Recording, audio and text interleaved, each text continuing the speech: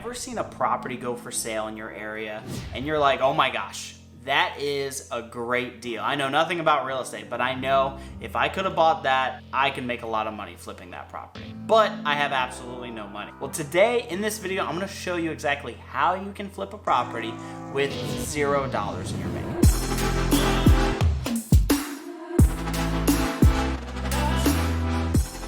What's up everybody, my name is Grant and this channel is all about becoming the best realtor and investor that you can be. If that's something that interests you, make sure you like and subscribe for more content just like this, and let's get right into the video. Before I get into it, you need to understand that it's not possible to get started or involved in real estate with no money. But you can have $0 in your bank account, but you will need to use money from somewhere, and that's where other people's money will come into play. Because you can't buy flips without money, but it doesn't have to be yours. So the first thing that you need to do to flip a property with no money is find a deal. If you have a good deal, almost everything else will fall into place. So once you find a deal, preferably with a 25 to 30% profit margin if you were to flip it, and you don't even need to actually have this deal under contract. What you really need is direct contact and access to the seller that nobody else actually has. Preferably, you'd want the deal under contract so then nobody can go around you.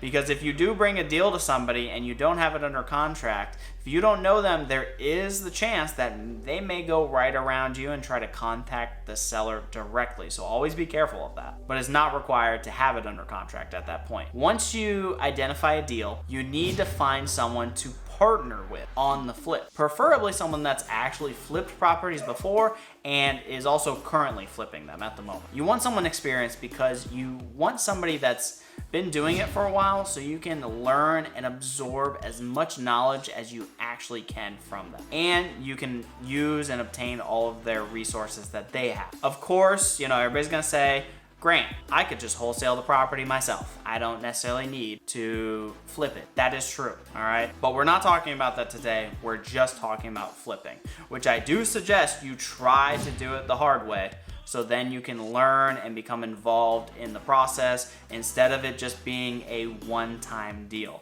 I can't tell you how many people I've heard have wholesaled a property and next thing you know, they don't know what they're doing and they can't do it again, they can't replicate it. You want to learn, you want to be in the trenches and learn as much as you can. And in regards to wholesaling it, if you can potentially wholesale a property and get it under contract, let's say for 100, and an investor is willing to buy it for 125, and that's a good deal to them, you could easily get a partner with those margins and potentially make the same amount of money, if not more money, and have so many benefits by building another relationship, building another partner, and learning so much in the process. So take that into consideration. So once you find somebody that's actually interested in partnering on the deal, that you've talked to them and shown them, here's everything that you're gonna need to send them in regards to the deal.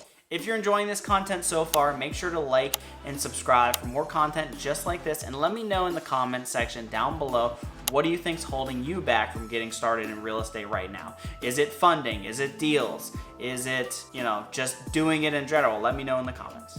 So first thing I'm gonna send them is the net sheet. That net sheet is gonna include everything. It's gonna include the purchase price, my projected repair price, my projected ARV, and the projected net of how much profit in total that there would be. There are lots of different online net sheet calculators. Oftentimes, if there's a local title company in your area, if you just Google them and you click on their website, most title companies will have an actual net sheet for you. So you can get a pretty accurate net sheet based upon the numbers that you put in directly from a title company.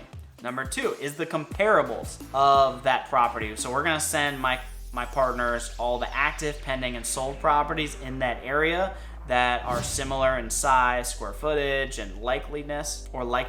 So we know, or there's proof of how much I believe we could get for the property if it's sold. Number three is going to be a full-blown video tour of the property, which you can see examples of in some of my other videos. I suggest you do use some type of gimbal, so then the videos can look professional and they're not all shaky, and you can also get a very clear picture or a video of the entire property so everybody can be on the same page for everything. And last but not least is the proposed business partnership structure. So I'm gonna break down how I structure the deals So I structure my business partnerships currently as a 50-50 split. But that's when I find the deal, I'm going to manage the entire project, the renovation, and then I'm also going to sell the property because I am a licensed realtor. So that's what I offer, and I do a 50-50 split with my partners bringing all the funds.